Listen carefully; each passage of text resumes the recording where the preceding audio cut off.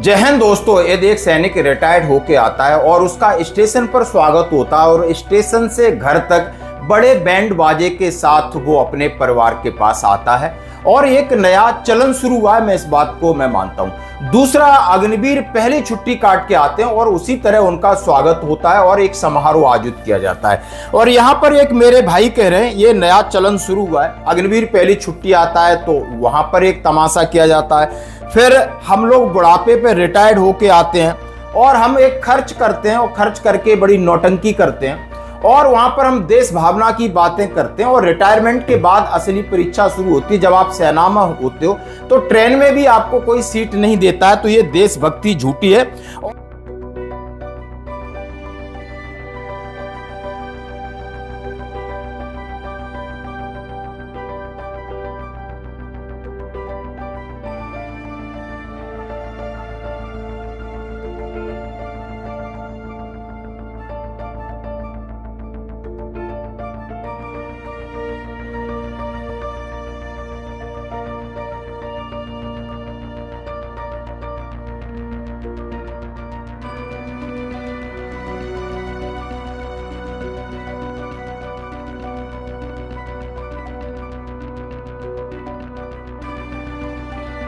और इससे पता चलता है कि फौजियों का दिमाग मोटा होता है या घुटने में होता है। चुपचाप अपना पैसा खर्च न करें, शांति से आए और अपनी पेंशन को एंजॉय करें और फालतू के खर्चे ना करें।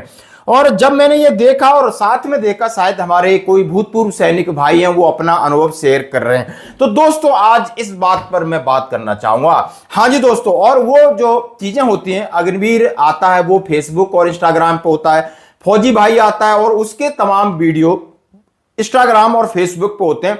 लेकिन मैं इनके ऊपर वीडियो बनाता हूं, देखता हूं तो बड़े पॉजिटिव कमेंट्स रहते हैं।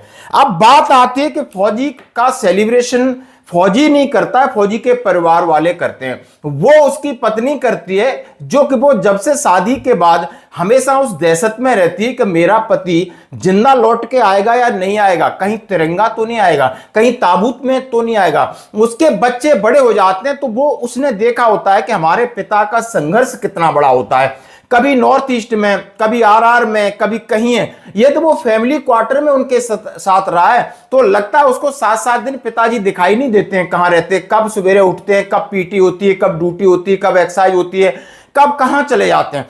तो जब बच्चे बड़े हो जाते हैं समझते हैं कि नहीं ये पिताजी का बड़ा संघर्ष था। और फौज में कहा जाता है कि आप रिटायरमेंट सकुशल वापस आ जाते हो तो यही बड़ा अचीवमेंट है, क्योंकि फौज ना ही कोई नौकरी है ना ही कोई बिजनेस है। यहां पर एक निस्वार्थ भाव से सेवा करना है और इसमें आपकी जान जा सकती है। ये पहले दिन से हम कसम खाते हैं। और यदि आप सही सलामत वापस आ जाते हो तो शायद ये सेलिब्रेशन बनता है, क्योंकि आजकल बहुत सारी चीजें समाज में आ गई हैं। हर कोई छोटी छोटी खुशियों को सेलिब्रेट कर रहा है।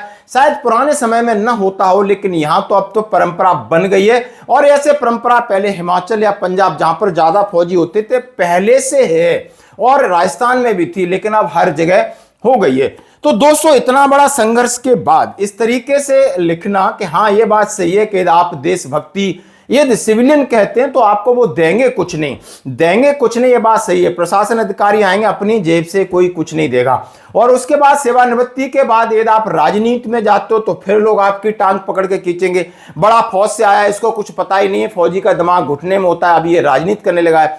कहीं आप अपनी कोई बात रख देते हो, आपके पास एक्सपीरियंस है, पूरा भारत का एक्सपीरियंस है, विदेश का एक्सपीरियंस है, लेकिन आपकी बात को लोग तवज्जो नहीं देंगे, क्योंकि यहाँ जो घाघ बैठे हुए हैं, जो यहाँ की व्यवस्था पर अपनी पकड़ बना के बैठे हैं, वो आपको नहीं देंगे। फिर आप कहीं बिजनेस करते हो तो आपके साथ छल होगा। तो आपकी इन्होंने जो जिस तरीके से कमेंट्स किया है, उस कमेंट्स को थोड़ा सा पढ़ते हैं, फिर आपकी हम प्रतिक्रिया लेते हैं। पहली छुट्टी पर उन्होंने कहा अग्निवीरों और रिटायरमेंट का नया चलन हो गया है। पहली छुट्टी पर अग्निवीर आता है, अपनी ड्रिल करता है और अच्छे से, कईयों की तो ड्रिल भी ट्रोल हो जाती है और समझ में आता है कि शायद नए लोगों को प्रेरणा मिलती हो। लेकिन ये जोश है, लेकिन वहां थोड़ा अटपटा भी लगता है, चल जाएगा। लेकिन ये बुढ़ापे में रिटायर्ड हुए लोग अपने पैसे से खुद खर्च करके नौटंकी कर रहे हैं, रिटायर्ड हो गए। भाई आराम करो, पेंशन के मजे लो। और ऐसा नहीं है कि फलाने गांव के लोग ये सम्मान कर रहे हैं, कोई देशभक्ति नहीं। आपको पता चलेगा जब आप अपना कहीं मकान बनाओगे तो आपको दिक्कत आएगी, यदि आप कोई चीज अपना हक मांगोगे इनसे बहुत दिक्कत आएगी। जब आपको ट्रेन में थोड़ी देर के लिए सीट नहीं दे सकते तो आपको समाज में कितना स्पेस देंगे।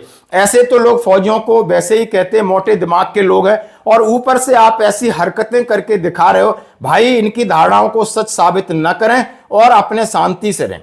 बिल्कुल बात कुछ हद तक मैं मान सकता हूं, हर एक की अपनी अपनी प्रतिक्रिया है, लेकिन सेलिब्रेशन करना चाहिए और सोच समझ के, क्योंकि आप एक बार रिटायरमेंट होते हो उसके बाद बड़ी कठिन परीक्षा शुरू होती है। मैं क्यों कह रहा हूं, यहां पर मैं ग्वालियर चंबल संभाग की बात कर रहा हूं। बहुत भूतपूर्व सैनिक संगठन है, एक संगठन था लेकिन राजनीतिक महत्वाकांक्षा से 2 हो गए, 2 से 3 हो गए, 3 से 4 हो गए। कोई कांग्रेस पार्टी की बात करता है, कोई बीजेपी का प्रकोष्ठ का बन गया है। कहीं ना कहीं सैनिकों की भीड़ ले जा करके कोई ना कोई अपना, यानी कहीं ना कहीं उनका इंटेंशन या उनका जो महत्वाकांक्षा है पॉलिटिकली है और उसको पूरा करते हैं। और कहीं ना कहीं फेमस होने के चक्कर में विवाद हो जाता है, कभी थाने में विवाद हो जाता है, कभी समाज से कभी विवाद हो जाता है। और सोशल मीडिया का होगा सबसे बड़ी क्या दिक्कत आती है कि किसी भी तरीके का स्टेटमेंट आप उत्तेजना में दे देते हो, अगले वाला रिकॉर्ड कर लेता है, फिर आपको वायरल कर रहा है, फिर उसके ऊपर लोग आपको ट्रोल कर रहे हैं, क्योंकि आपको अपनी भाषा पे संयम रखना होगा। और ये जितना एक्सपीरियंस मैं यहां देख रहा हूं, आए दिन लगातार एजिटेशंस होते हैं। और मैं ये कह रहा हूं, यदि आप पूर्व सैनिक संगठन है, भूतपूर्व सैनिकों का संगठन बनाते हो तो पहले आपने अपना कोड ऑफ कंडक्ट फौजी ही रखना है, क्योंकि आपको तवज्जो जब दी जाती है, आप पूर्व सैनिक हैं और आप सेना से रिटायर्ड हैं, तो आपका कंडक्ट भी सैनिकों जैसा रहना चाहिए, क्योंकि सैनिक कभी रिटायर्ड नहीं होता है। आपके शरीर से वर्दी गई है, लेकिन आपके व्यवहार सैनिकों जैसा होना चाहिए। बात दबाव की है, बात नेताओं से कुछ मनमाना है या पुलिस से मनमाना है या प्रशासन के कहीं है, तो आप 10 नहीं 20 नहीं 100 लोग जा सकते हो और अपनी बात रख सकते हो, नहीं तो ऊपर वाले अधिकारी पे जाइए। आप कहते हैं अनपार्लियामेंट्री लैंग्वेज करके कहीं ना कहीं फंस जाते हो। यहां पर एक सैनिक संगठन के अध्यक्ष हैं, उनके ऊपर हरिजन एक्ट भी लगा दिया गया है, पुलिस की काम में बाधाओं वाले भी एक्ट लगा दिए हैं। अब बहुत सारी समस्याएं किसी के जीवन में आ जाती हैं, क्योंकि आप समझ सकते हो आप प्रशासन से नहीं लड़ सकते। मैं फिर आपके सामने एक बात रखना चाहता हूं। मैं एक कर्नल साहब हैं जिन्होंने सोशल मीडिया पे बहुत सारी बातें सेना के बड़े अधिकारियों के खिलाफ कही, उनकी पेंशन को रोक दिया गया, 50% पेंशन रख दी। यदि कहीं ना कहीं आप किसी ऐसा क्राइम करते हो तो आपकी पेंशन पर भी खतरा है, क्योंकि आप जो शासन है या जिस तरीके से सरकार है आप उसके ऊपर नहीं हो सकते। ठीक है, नैतिकता के तौर पर आपकी रेस्पेक्ट की जाएगी, आप अपनी बातें संयम तरीके से और संवैधानिक तरीके से और फौजी तरीके से, कंडक्ट आपका फौजी होना चाहिए, रखिए, आपकी बात होगी। तो दोस्तों इसके ऊपर आपने कमेंट्स करना। मैं जानना चाहता हूं कि हमारे पूर्व सैनिकों के मन में क्या है, जो सैनिक सर्विस कर रहे हैं उनके मन में जो 3 प्रकार की धारणा है कि एक तो जिस तरीके से हम आते हैं वो एक पर्सनल मामला हो सकता है, लेकिन आपको दोबारा जब सेकंड इनिंग करते हो वहां पर सोच समझ के आपको अपनी कोई भी एक्टिविटी करनी है। धन्यवाद।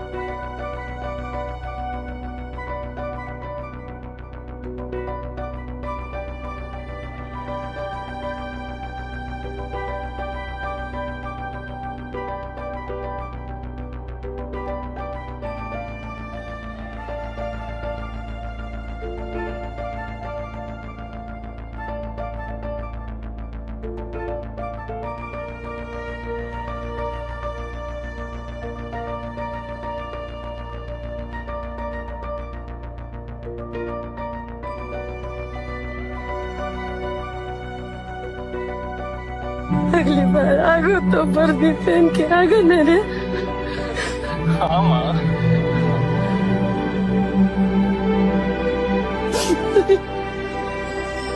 बन गो तुम। जी पापा बन गए हो। चल तो। सब लोग सैनिक और जान के ये कहा कि मत ले चलो, कुछ आक्रोश लोग हैं कुछ की समस्या खराब हो जाती है। बहुत सही